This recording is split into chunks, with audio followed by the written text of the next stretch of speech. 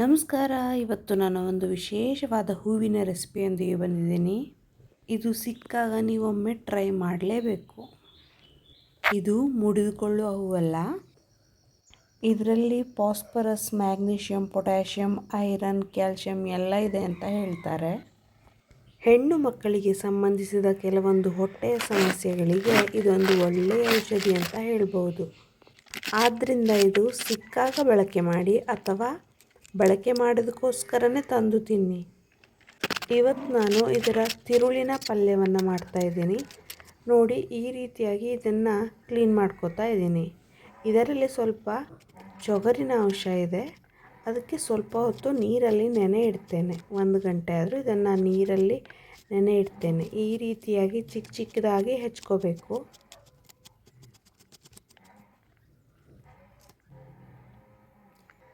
ಒಂದು ಪಾತ್ರೆಯಲ್ಲಿ ನೀರನ್ನು ತೆಗೆದುಕೊಂಡು ಅದನ್ನು ಹಾಕಿ 1 ರಿಂದ 2 ಗಂಟೆ ಆದರೂ ಪರವಾಗಿಲ್ಲ. ಅದರ ಚೊಗರಿನ ಅಂಶ ಹೋದರೆ ಚೆನ್ನಾಗಿರುತ್ತೆ.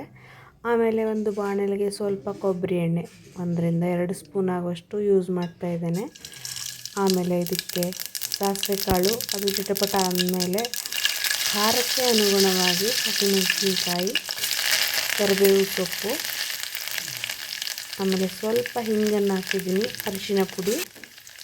ಇದನ್ನು ಸ್ವಲ್ಪ ಬಾಡಿಸ್ಕೊಂಡಿದ್ದೀನಿ. ನಂತರ ಇದಕ್ಕೆ ಚೆನ್ನಾಗಿ ಹೆಚ್ಚಿದ ಈರುಳ್ಳಿ, ಇದನ್ನು ಚೆನ್ನಾಗಿ ಫ್ರೈ ಮಾಡ್ಕೊಳ್ಳಿ. ಈ ಬಾಳೆ ಹೂವು ಚೊಗರು ಅಂತ ಇದನ್ನು ಯೂಸ್ ಮಾಡೋದನ್ನೇ ಬಿಟ್ಬಿಡ್ತಾರೆ ಜನ. ಆದರೆ ಇದಕ್ಕೆ ಈರುಳ್ಳಿಯನ್ನು ಚೆನ್ನಾಗಿ ಫ್ರೈ ಮಾಡಿ ಹಾಕ್ಕೊಂಡ್ರೆ ಟೇಸ್ಟ್ ಅಂತೂ ಸೂಪರಾಗಿರುತ್ತೆ. ಅದಕ್ಕೆ 1 ರಿಂದ 2 ನಿಮಿಷ ಆಗುವಷ್ಟು ನಾನು ಈರುಳ್ಳಿಯನ್ನು ಚೆನ್ನಾಗಿ ಫ್ರೈ ಮಾಡ್ಕೊಂಡಿದ್ದೀನಿ. ಆಮೇಲೆ ನೀರಿನಲ್ಲಿ ನೆನೆ ಇಟ್ಟ ಈ ಬಾಳೆ ಹೂವಿನ ತಿರುಳನ್ನು ಗಟ್ಟಿಯಾಗಿ ಹಿಂಡಿ ಇದಕ್ಕೆ ಹಾಕ್ತಾಯಿದ್ದೀನಿ. ನಿಮ್ಮ ಹತ್ರ ಎಷ್ಟಾಗುತ್ತೋ ಅಷ್ಟು ಗಟ್ಟಿಯಾಗಿ ಹಿಂಡಿ ಅದನ್ನು ಹಾಕ್ಕೊಳ್ಳಿ. ಆಮೇಲೆ ರುಚಿಗೆ ತಕ್ಕಷ್ಟು ಉಪ್ಪು, ಇದನ್ನು ಹಾಕಿ ಚೆನ್ನಾಗಿ ಮಿಕ್ಸ್ ಮಾಡಿ.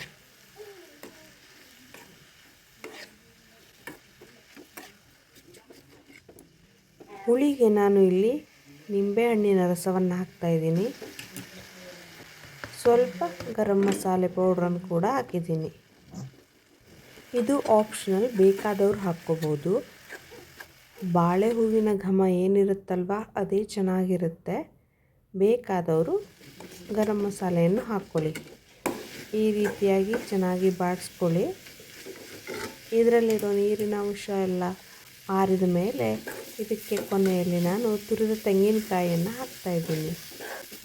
ಕೊನೆಯಲ್ಲಿ ಹಾಕ್ಕೋಬೇಕು.